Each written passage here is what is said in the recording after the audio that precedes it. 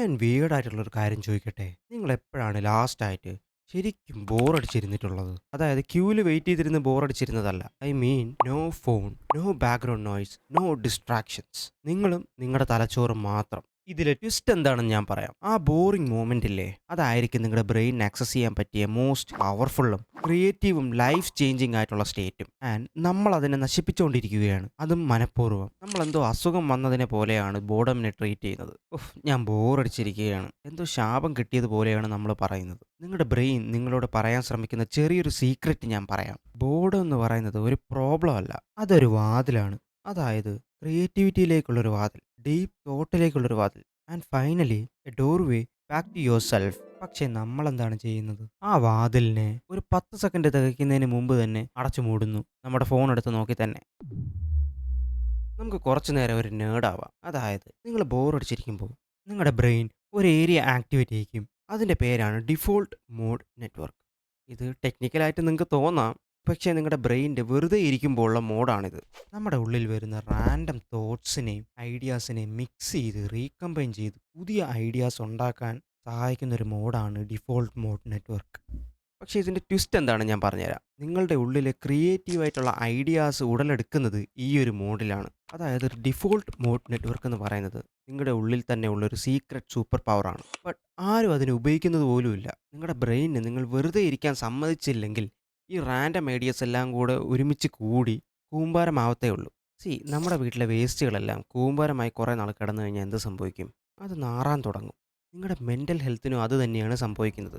നിങ്ങൾ ബോർഡമിനെ ഇഗ്നോർ ചെയ്താൽ ആ ഒരു ആങ്ഷ്യസും റെസ്റ്റ്ലെസ്സും ആയിട്ടുള്ള ഫീലിംഗ് നിങ്ങൾക്ക് വന്നിട്ടില്ലേ? അത് എപ്പോഴും ബേൺ ഔട്ട് ആയിരിക്കണമെന്നില്ല. അത് ചിലപ്പോഴൊക്കെ ബോർഡം നിങ്ങളെ ഹീൽ ചെയ്യാൻ ശ്രമിക്കുന്നതായിരിക്കും. നമ്മളൊരു സമ്മർ വെക്കേഷന് കുട്ടികളായിരുന്നപ്പോൾ ഓർമ്മയുണ്ടോ? ഒരു പ്ലാനും ഇല്ല, ഫോണില്ല, എന്ത് ചെയ്യണമെന്ന് ഒരു ഐഡിയ ഇല്ല. സോ നിങ്ങൾ എന്ത് ചെയ്യുന്നു? പുതിയ സാധനങ്ങൾ ഇൻവെൻറ്റ് ചെയ്യുന്നു. നമുക്ക് ചുറ്റും കാണുന്ന സാധനങ്ങൾ വെച്ച് തന്നെ പല പല സാധനങ്ങൾ ഉണ്ടാക്കുന്നു. അത് നിങ്ങൾ കളിക്കുന്നത് മാത്രമല്ല, that's your brain stretching, building, rewiring and discovering.